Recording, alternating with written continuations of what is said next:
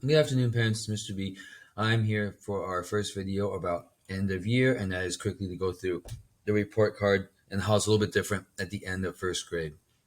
So just remember that the most important thing is that trimester 3 shows where your child is now, and trimester 3 is obviously more difficult than trimester 2. You may notice that your child may have gotten a 3, for example, in math, in numbers and operations, but then all of a sudden they get a 2 in trimester 3. And that's because the difficulty goes up a lot in trimester 3.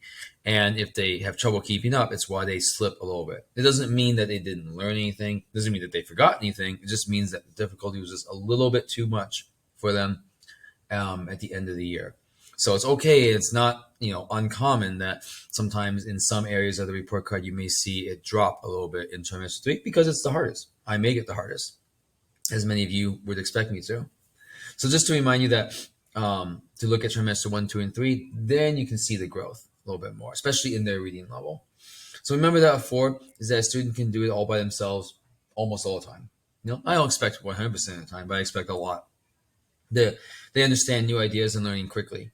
They apply strategies and learn to solve problems on their own, and even incorporate multiple strategies to solve a problem, especially in math. Students in a 3, student needs help once in a while and reminders, but then completes the work by themselves. Student understands new ideas and learns quickly, but tends to need a reminder, where it's a sentence starter or me pointing to a certain word or pointing to use a strategy in math. The students apply strategies to learning most of the time. Again, they may need more reminders than a student who needs a 3.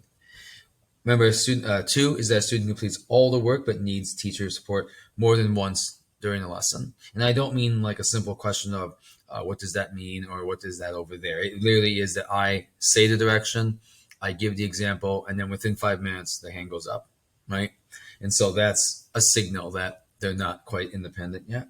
And student needs reminders to apply their strategies to their learning. You can always tell. It's like the blank stare, right? They look at me expecting me to provide them the answer. Right? Or they look at you at home and expect you to give them the answer. That's kind of the classic example of it too. And then 1 student completes all the work but needs lots of support from the teacher and staff. They need, like, if I help them and I walk away within 1 minute, the hand goes back up again. Right? That means that they're not comfortable with the topic. They're not ready yet to apply or do independent work yet, and they rarely use strategies to apply learning.